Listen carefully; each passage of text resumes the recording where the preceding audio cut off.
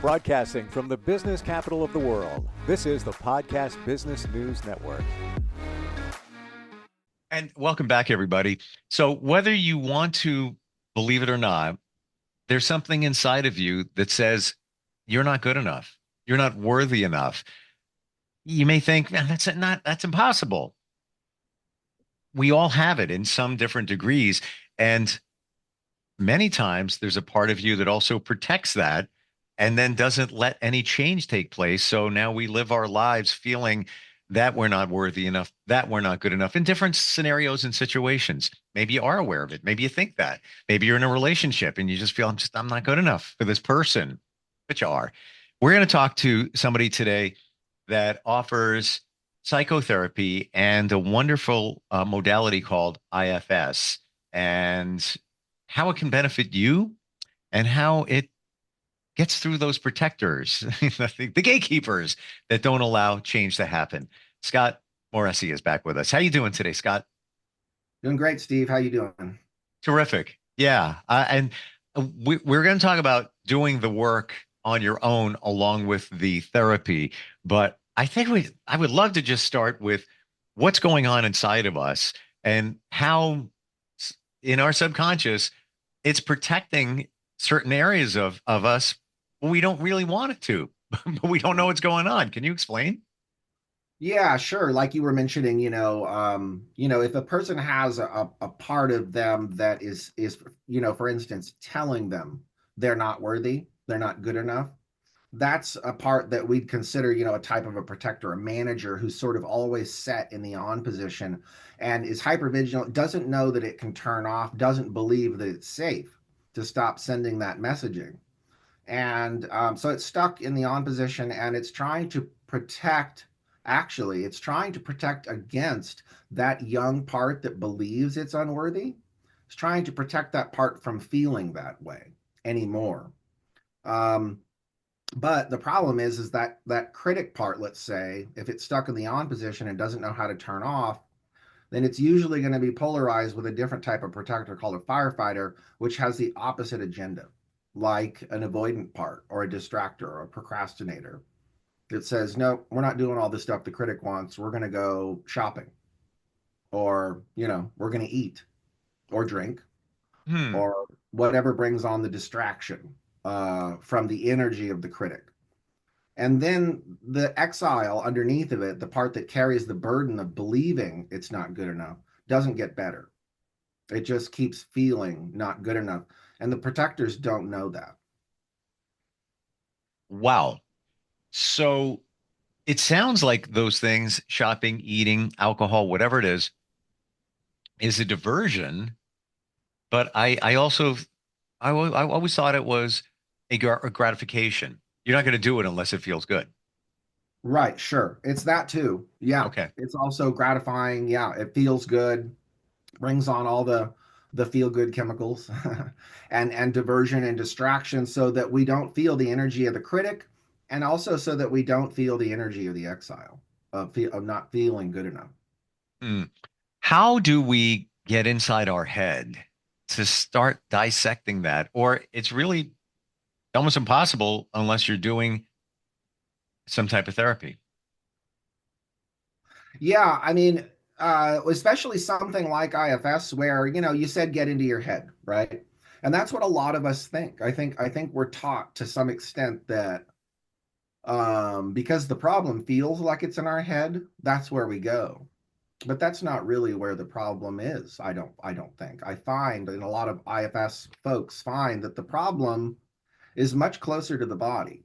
Um, and and so in order for us to kind of work with our parts, it's really helpful to get out of our heads, our mental experience of ourselves and our parts, and get into a very physical, a very tangible, pragmatic, concrete sense of presence in our bodies that's not a mental experience. And Wow. and so, for instance, as an example, let's say a person has these three parts up. They've got a critic telling them they're not good enough.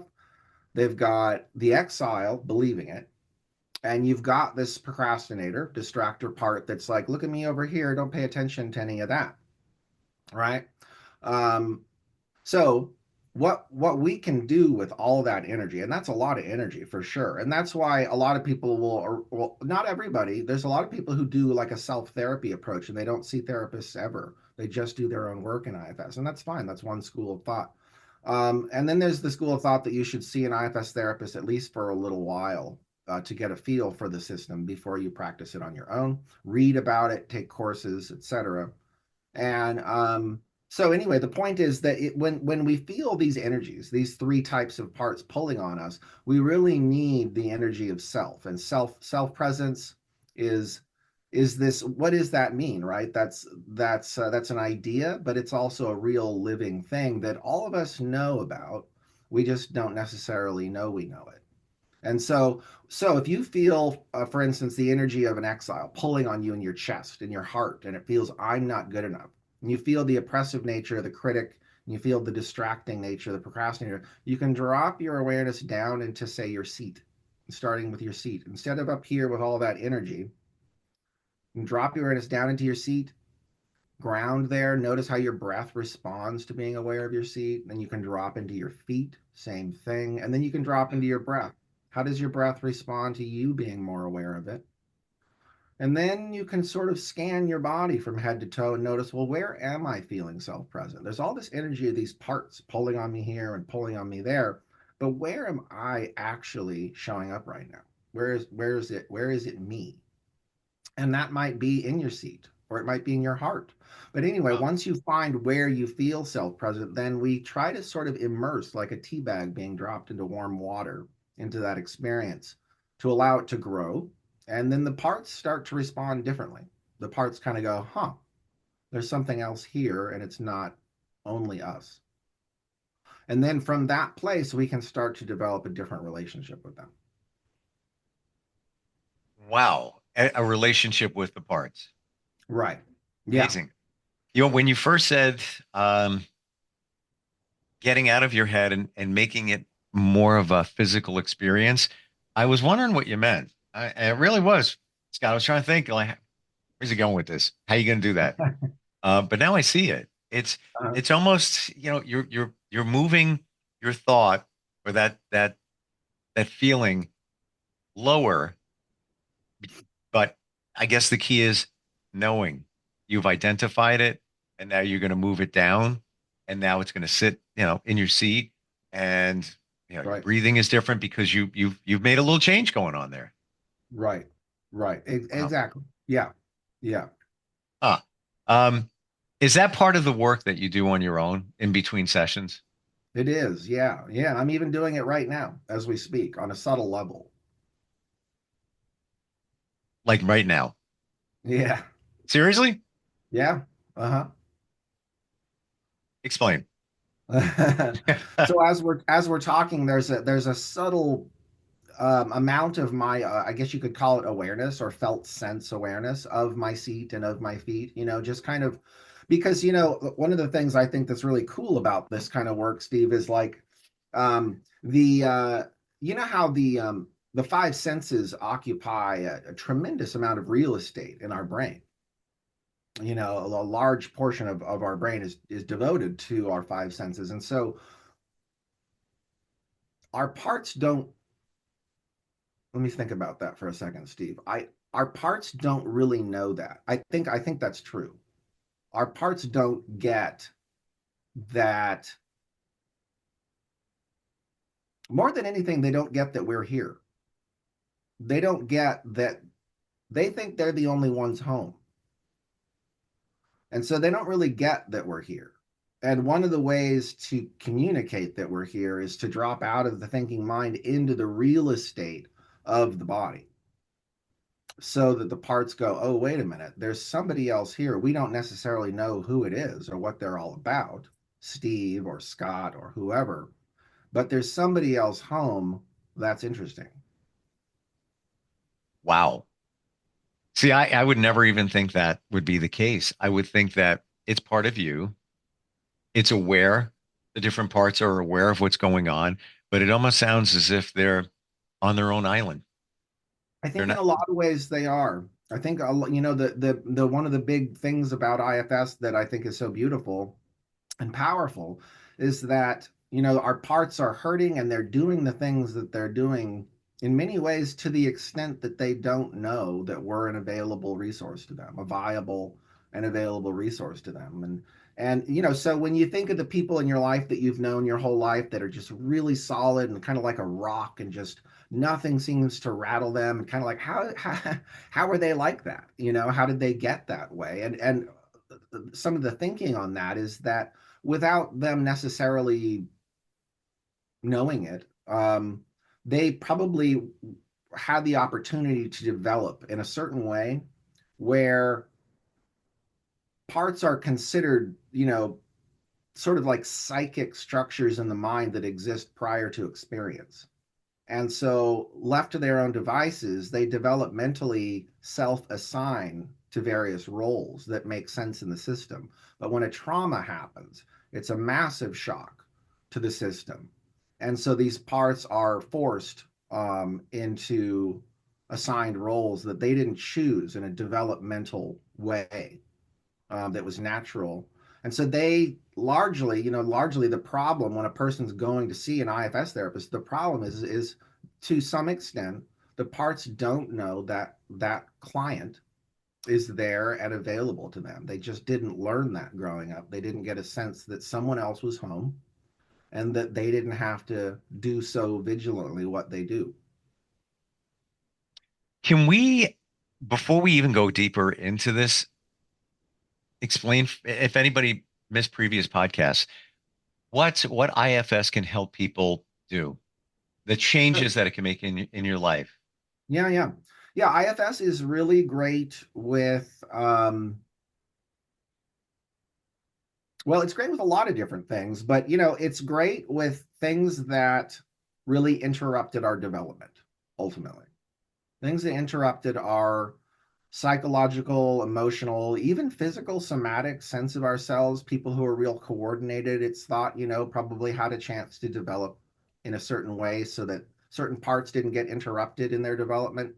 Um, so yeah, IFS is great with trauma, particularly. It's really a healthy way of working with the parts of us that get dysregulated as a result of trauma. It's also great with anxiety, mood disorders. It's a powerful approach with obsessive compulsive disorder, as well as addictions and eating disorders.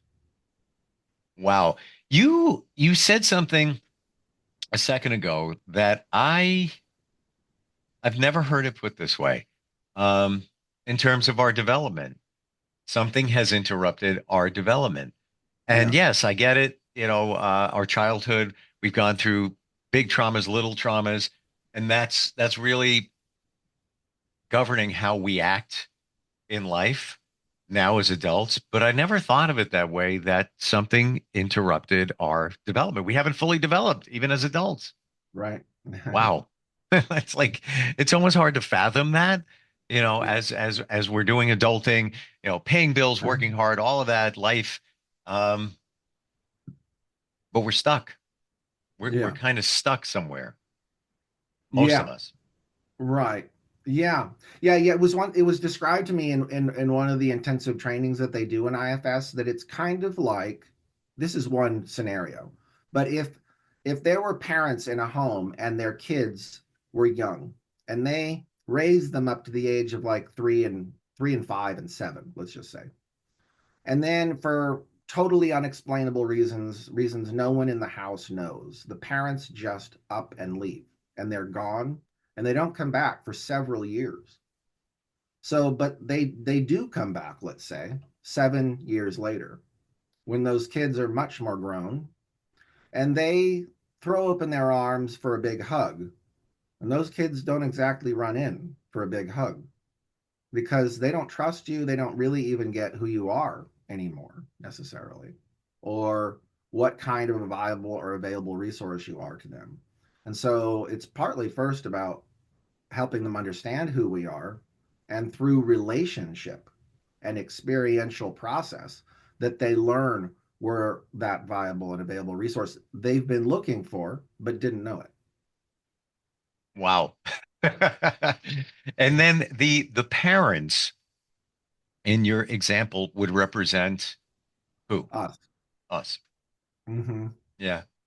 Now Yeah. how now let's put that into even real-time understanding.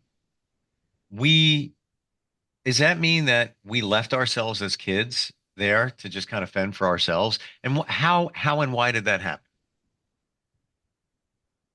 Yeah, yeah, it is. I think it is that we left ourselves at some age. It's thought that under extreme experiences, really powerfully traumatic experiences, that our parts have the capacity to actually eject ourself, has the capacity to throw the self outside the system so that the self cannot re-enter the system. And that's a really extreme form of trauma, but there's a lot of people who have that experience. And, you know, talk therapies just generally are not equipped for that kind of trauma. There needs to be some sort of experiential relational process going on for the for the part to be able to understand that the self is there and is not a threat to the system. Okay, so we have talk therapy can be very impactful in Yeah. many situations, but like we're talking here, doesn't go deep enough. How does this go deeper? What's going on? What's the magic here that gets it accomplished?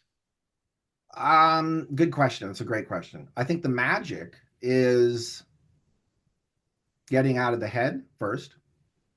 Getting out of the head and into the body is first, but it's not enough. And a lot of therapies do focus on getting into the body, being embodied and mindful. But from an IFS perspective, that's not enough.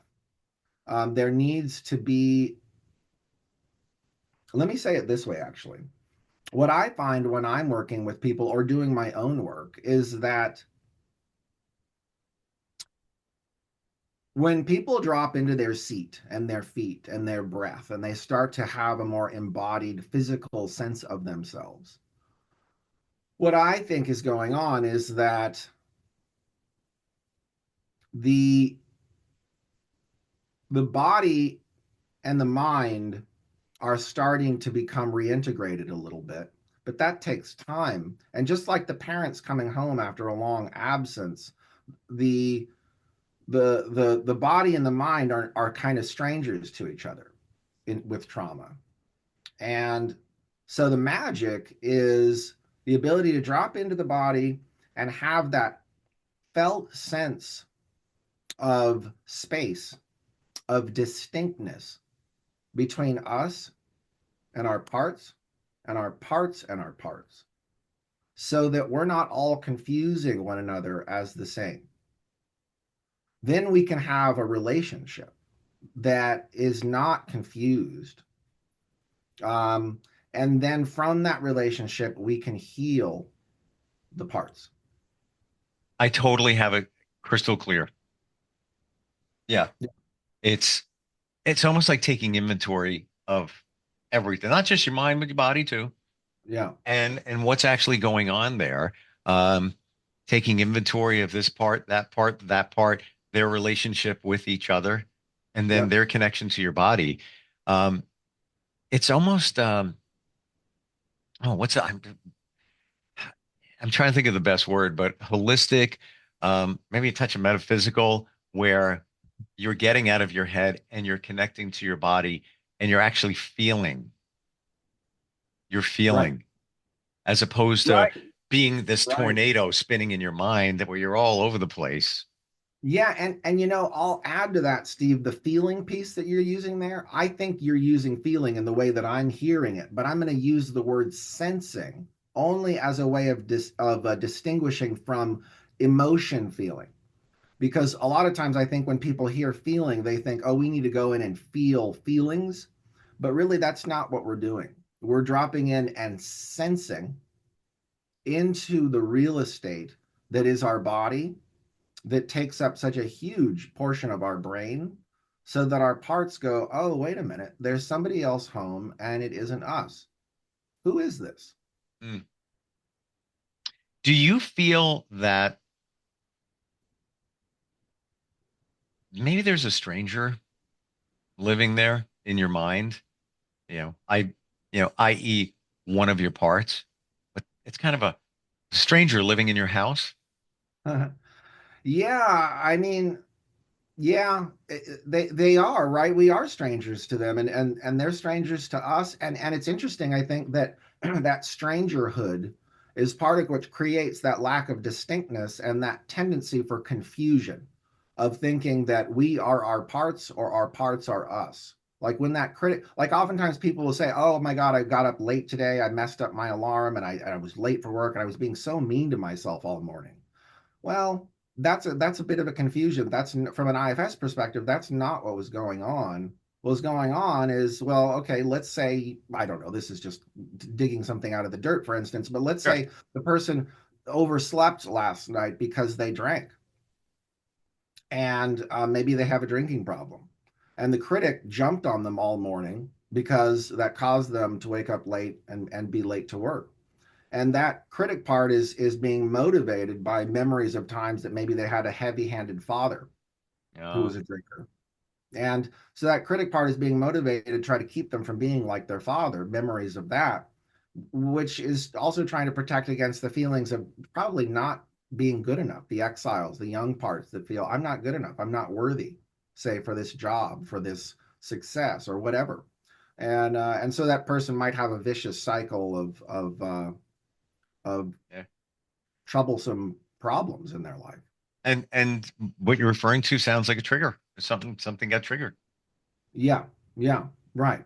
But the idea that the person was being mean to themselves all morning, that's the confusion because they weren't really being mean to themselves. There was a part of them that was angry with them for messing up.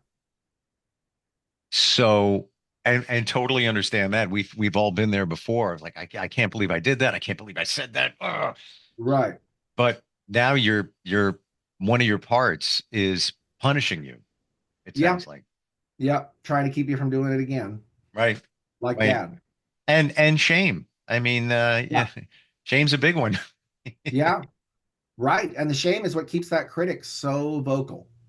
If the shame wasn't so strong, feeling I'm no good and I'm not worthy, the critic would calm way down. And so that's the goal ultimately in this work is to heal the exile so the protectors don't feel they have to do their job so much. Amazing that this is all going on and that IFS and you have identified it, and we just need to do the work.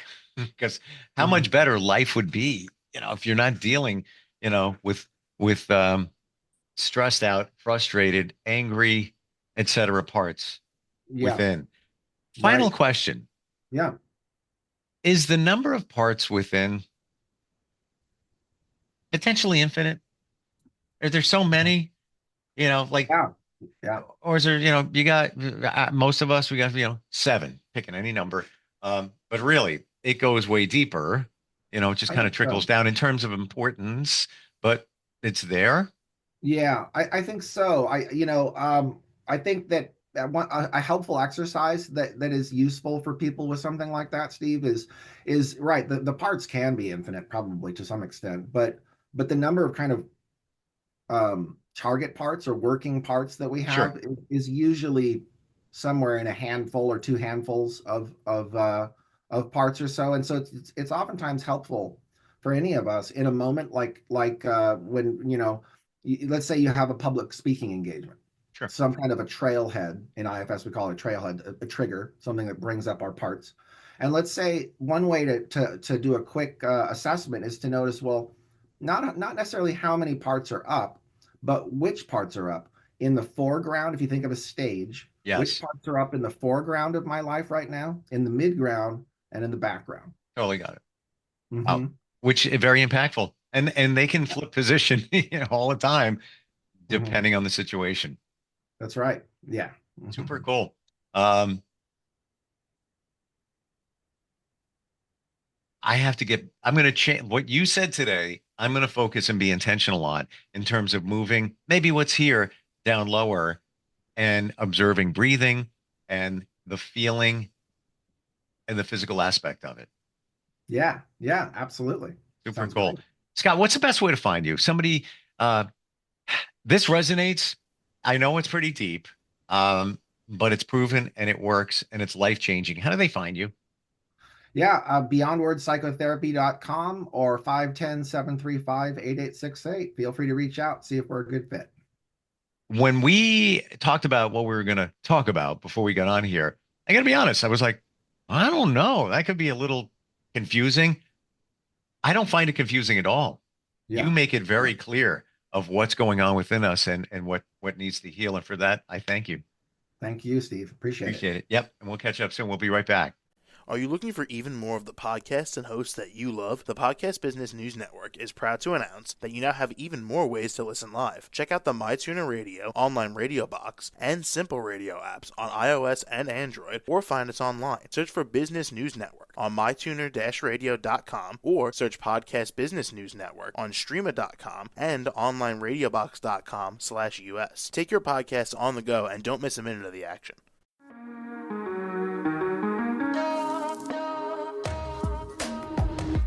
Broadcasting from the business capital of the world, this is the Podcast Business News Network. For nearly 2,000 severely injured veterans, everyday life has become filled with barriers. Day-to-day simple tasks can become pretty daunting. I have to carry my chair up 2 flights of steps or have somebody do it for me. What scares me the most is just the falling. When I'm struggling with my house, I think, to have that one great barrier just knocked down, it's crucial. Home for Our Troops is a wonderful nonprofit that builds a mortgage-free, fully adaptive, handicap-accessible house. And there's no catch. It'll be our very first home that we've ever owned. This is a game changer. This is where your life begins again. We need you to join us in completing this important mission. Please visit hfotusa.org and help build homes and rebuild lives. Because of you, everything's going to be okay.